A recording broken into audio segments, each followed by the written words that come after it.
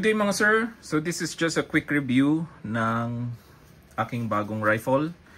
This is a SAM Trailblazer, which is a product of Shooters Arms Philippines, which is located in Cubao.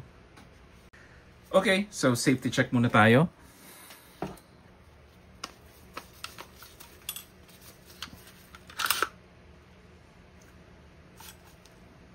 No rounds in the chamber. Safe.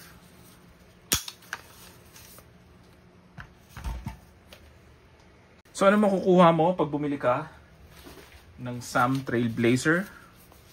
You will get a manual. Your paperworks from PNP. Flask. Backup for oil. And your cleaning rods together with an old PU leather case. You got 2 magazines. This one is matte and this one is glossy. Medyo gasgas na siya kasi ginamit na namin to sa range. And of course, an old bag.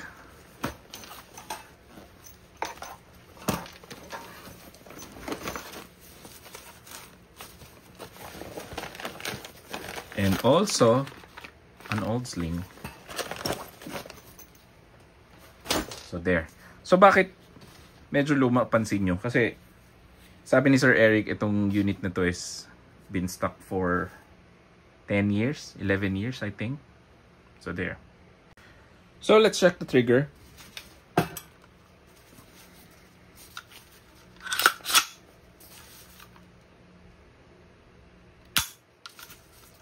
One more time. One more.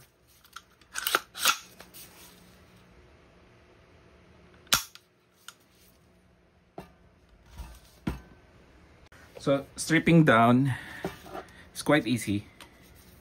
Kasi medyo na oil ko na to eh.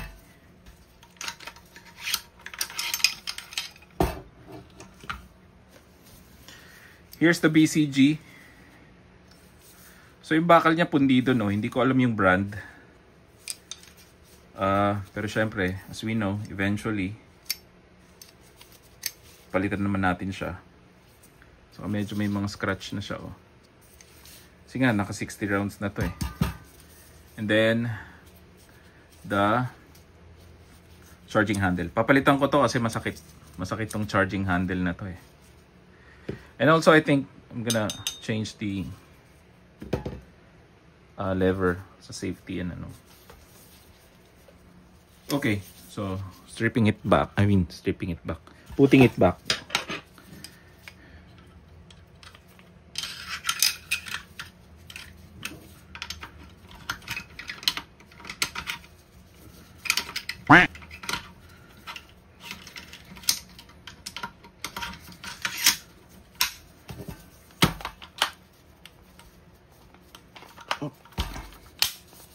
There.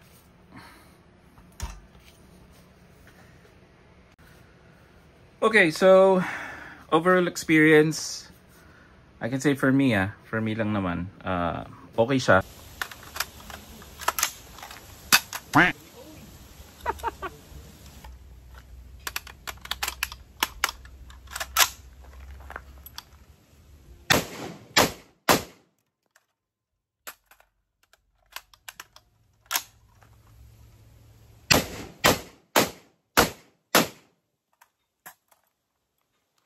Kasi gusto ko yung trigger, gusto ko yung weight, and syempre mura siya. So if you're looking for any budget meal rifle here sa Philippines, dito sa bansa natin, alam naman natin ang pricey mga rifle. So this is a contender. Wala man ako masabi kung ano pa. I can say much kasi nga Bago pa lang siya sa akin. Pero, you know, as time progress, baka may mga makikita ako and may mapapansin ako, I'll let you know. So, papalitan. If you're asking kung may mga papalitan ako dito, I don't think may mga papalitan ako kasi gusto ko yung tsura niya na retro rifle. Though, naglagay ako ng sling. Dito. This is for 1.2 point sling. And, siguro, ayun, yung charging handle. I'm gonna change the charging handle. And, ito rin, yung lever dito. Safety switch. So, other than that, hindi ko siguro papalitan. Kasi nga, gusto ko yung overall look niya. Kasi nga, di ba, clone siya ng Colt and clone siya ng Bushmaster, which we all know sa gun show is super pricey. Di ba? So, unless you're a millionaire, you're a contractor, sorry. Unless you're anything but a millionaire, I guess mabibili mo yun. Pero as for us, in the working class, I can say, I think this is the best there is. Well, pwede mo naman tingnan yung iba, like the Taurus, the UDMC, and all. Pwede nyong i-check. Pero,